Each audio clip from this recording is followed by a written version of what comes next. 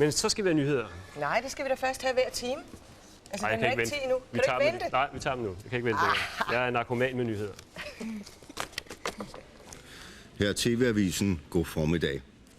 På grund af den omsiggribende luftforurening i Københavnsområdet er 2 brødre på 5 og 8 år i går eftermiddag smeltet under leg i Fælledparken. Drengene blev fundet af en parkbetjent bag Folkekoncertens tribune, hvor de var flyttet ud på Grønsværen.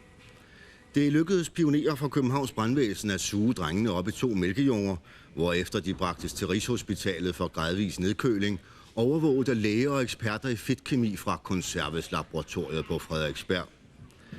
I løbet af natten ventes der, at drengenes konsistens vil være så tilfredsstillende, at man kan hælde dem over på de forme, som bronzestøber Rasmussen velvilligt har stillet til rådighed.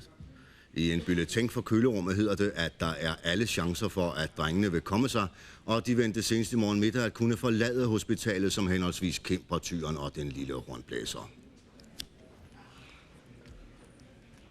Og et dødsfald. Den kendte tegnefilmsfigur Pinocchio blev her til formiddag fundet død på et hotelværelse i Milano. Det italienske politi mener, at der foreligger en forbrydelse, i det ukendte gerningsmænd har skændet liget af Pinocchio. Således var både arme og ben savet af og anvendt til optændingsformål i en på naboværelset opstillet kakkelovn.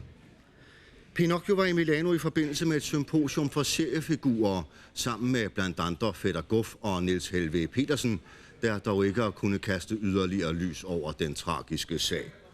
Herhjemme siger forhenværende statsminister Anker Jørgensen, at tabet af Pinocchio har berørt tegnefilmselskere over hele verden dybt.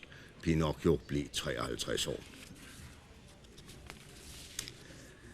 Et gidseldrama i en chokoladebutik på Falconer Allé på Frederiksberg fik i går eftermiddag sin lykkelige udgang.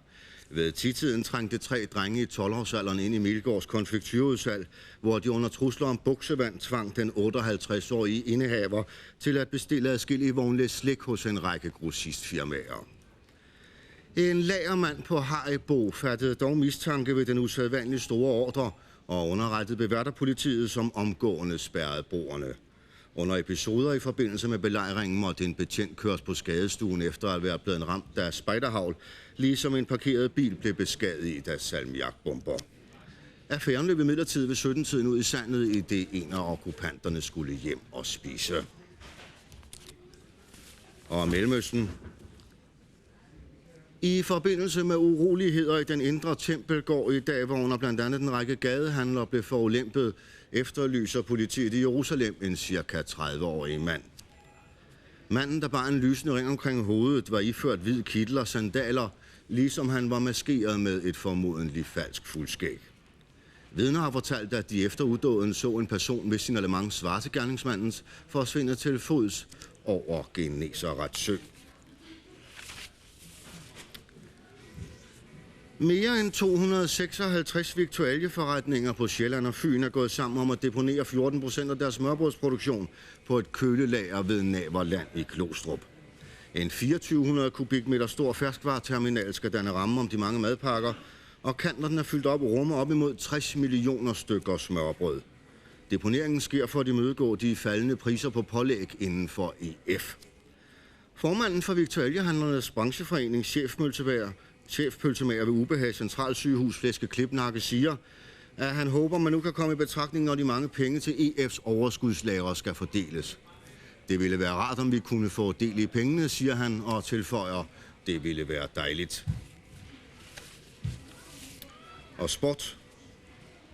Sneboldlandskampen mellem Danmark og Sverige, der skulle have været afviklet her i Københavns Idrætspark i eftermiddag, er blevet aflyst, oplyser Svenska Sneboldforbundet, der som årsag til aflysningen angiver, at flere af de svenske spillere har sagt nej til at spille om søndagen af religiøse grunde. Og det er altså her i eftermiddag, at Danmark ikke spiller landskamp mod Sverige kl. 15, der er en gang gennem til apparaterne. Og det var, hvad vi havde valgt at bringe netop nu. Ja, tak til Jan Monrad, der er en del af Monrad og Rislund, og dem ser vi mere til senere i dette her program. For en hel del år siden lagde Danmark